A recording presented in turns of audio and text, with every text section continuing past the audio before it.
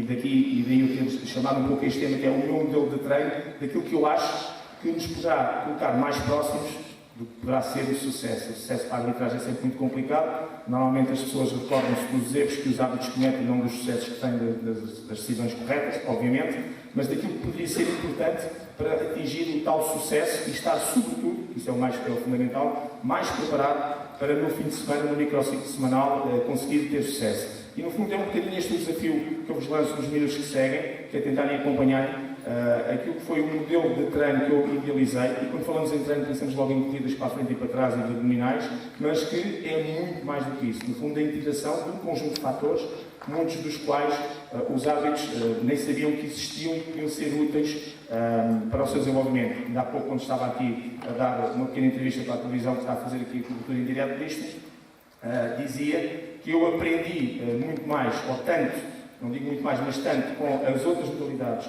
e com pessoas da própria modalidade que não tinham nada a ver com a arbitragem, do que às vezes com aquilo que é especificamente o árbitro ou os ex-árbitros. Porquê? Porque são experiências, coisas que já estão descobertas e inventadas e que no fundo é só trazer para a nossa modalidade. E o futebol tem vários exemplos disso. Quando nós pensamos naquilo que agora é o tema da moda, que é a questão do vídeo-árbitro, o vídeo-árbitro não foi inventado pelo futebol. O Rei já há muitos anos que tinha trazido, entre outras modalidades, como foi o caso do ténis, com o Ed Falcão, situações em que, de alguma maneira, o visionamento de imagens podiam ajudar naquilo que era a tomada de decisão.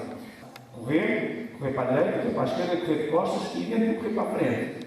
Devagar, sprints, 10 metros, 20 e dividimos tudo aquilo e trouxemos exatamente os tais 12 km, partimos aquilo em frações de distâncias percorridas. E chegamos ao nosso treino, e outra coisa muito importante, eu não corro numa pista, eu corro num retângulo, à partida relevada. Então começámos a propor a primeira coisa que foi, tirem-nos da pista e levem-nos para um campo onde existem as marcações, onde seja um relevado ou um lado, o que quer que seja, para nós podermos fazer circuitos. E os árbitros não correm no campo todo, fazem um jeito de uma diagonal. Porque eu, quando errava, levava com uma nota, com os treinadores, levava com a comunicação social e tudo. Porque é que eu, durante a semana, não tomo decisões?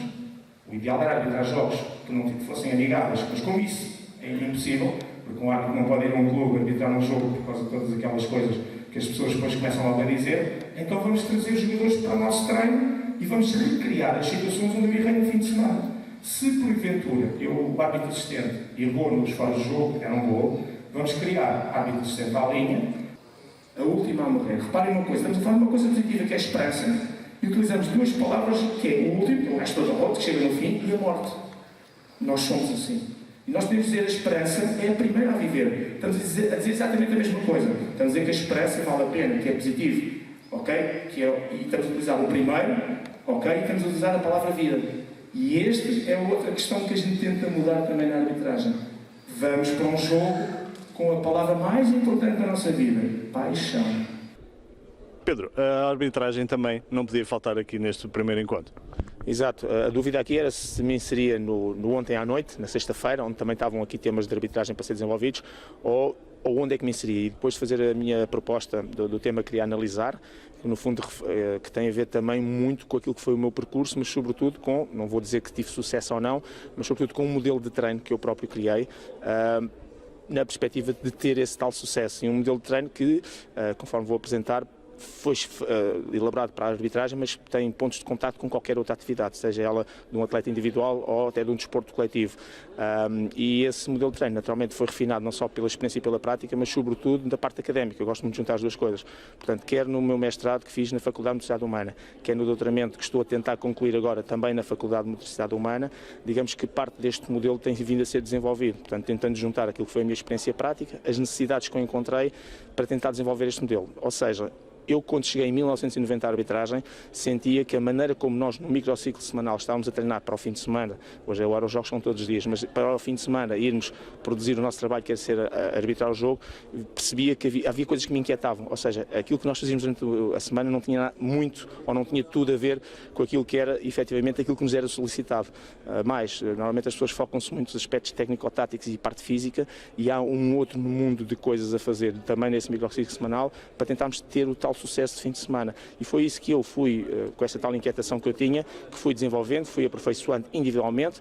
A própria arbitragem depois também começou a desenvolver e hoje em dia não deixa de ser curioso que algumas das coisas que eu vou focar aqui, que eu realizava, que eu fazia e que tentei que também todos os árbitros fizessem, hoje em dia é uma prática comum.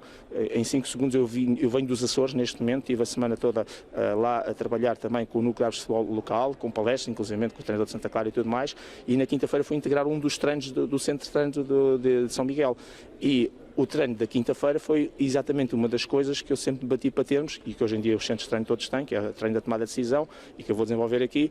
E isso deixou-me feliz porque, no fundo, as pessoas percebem que treinar para a arbitragem, para o fim de semana, não é dar umas corridas, não é fazer uns abdominais e não é só ver uns vídeos e ver o que é que nós fizemos no fim de semana anterior ou não.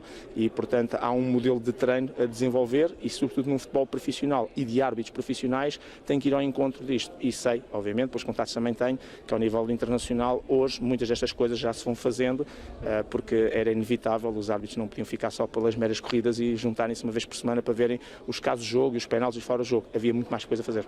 Para ti, o que traz de benéfico este evento de todas as modalidades? O que eu acho que é o mais importante, e também tem a ver com o modelo de desenvolvimento que eu tenho, a dado momento eu ponho ali que nós devemos fazer um desenvolvimento não só na nossa modalidade, mas também com o conhecimento de todas as outras. Dito de outra maneira, eu aprendi muito, ou se calhar muito mais, com as outras modalidades e com as pessoas que vinham das outras modalidades, ou com pessoas da minha própria modalidade, mas de outros quadrantes, ou de outras perspectivas, do que propriamente às vezes com a parte específica. Dito de outra maneira, aprendi muito com médicos que foram falar de lesões, aprendi muito com treinadores, aprendi muito com a experiência dos jogadores, aprendi com pessoas que vinham da sociologia ou da psicologia e que traziam as suas experiências, às vezes nem sequer era do desporto, mas das suas realidades, e que eu ia sempre buscar coisas que me podiam ser úteis. E acho que esta é a mais-valia deste encontro, é haver aqui esta pluralidade de pessoas e de desportos e de ideias que para cada um de nós, naquilo que é a nossa modalidade ou o nosso eventual sucesso, pode ir buscar pontos de contacto e isto se calhar é uma boa ideia para eu pôr em prática, isto se calhar é fantástico eu trazer, porque muitas vezes está ali ao pé a solução para resolver um determinado problema e nós estamos tão focados na nossa modalidade e tão fechados na nossa modalidade e na nossa atividade que esquecemos de ir buscar aos outros aquilo que já foi descoberto. O exemplo típico do vídeo-árbitro é um dos melhores exemplos que hoje em dia está muito na moda, é um dos melhores exemplos, quer dizer, o futebol quando descobre o vídeo-árbitro já o rugby tinha há mais de 20 anos e portanto com todos os benefícios e sucessos que isso também trouxe, por exemplo. É também uma mistura de conhecimentos. Exatamente, porque é isso que faz, no fundo, a aprendizagem das pessoas. E, acima de tudo, a gente está aqui a falar de sucesso, eu acho que todas as pessoas que estão aqui sentadas já têm sucesso só pelo facto de terem se inscrito e estarem aqui. Porque é o reconhecimento que cada um de nós tem de que, se calhar, nós sabemos pouco, sabemos um bocadinho e, para sermos maiores e melhores, temos que ir buscar aquilo que os outros dizem. E essa sensação ou essa característica da humildade, do reconhecimento que há outras pessoas no mercado a fazer coisas tão bem feitas ou tão boas ou ainda melhores que nós, é o primeiro passo para nós termos sucesso. E eu acho que isso é fundamental, que as pessoas que aqui estão e todos nós, eu próprio, quando venho aqui, venho aprender. Embora não vá haver interação com o público, que é sempre a parte mais interessante das palestras, dos encontros, porque muitas vezes nas perguntas, nas críticas, nos comentários, nós aprendemos tanto. O Pedro está mais ligado ao futebol, mas também é um adepto das outras modalidades. Acompanha?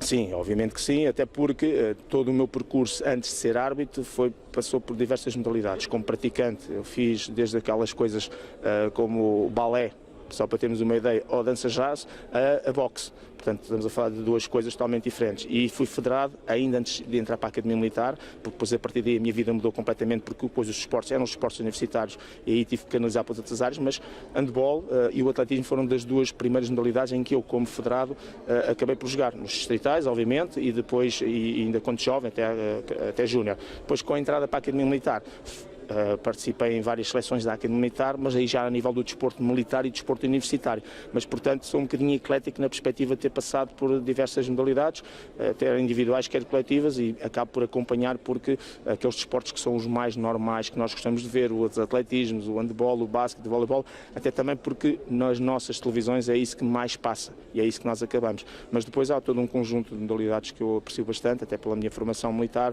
como é o caso dos duatos, os triatos, os pentatlos, que são modalidades modalidades que exigem mais do que uma especialização da pessoa ou várias, e isso tem um bocadinho a ver com aquilo que é no fundo o trabalho do militar, que é um bocadinho o desenrascar para várias coisas. Por último, uma mensagem para quem veio até aqui. A mensagem que eu dou sempre nestes eventos tem um bocado a ver com isso, que é as pessoas, independentemente do patamar em que estão e que ainda vão chegar, é terem a humildade de perceber que nós estamos sempre a aprender e que nós nunca sabemos tudo.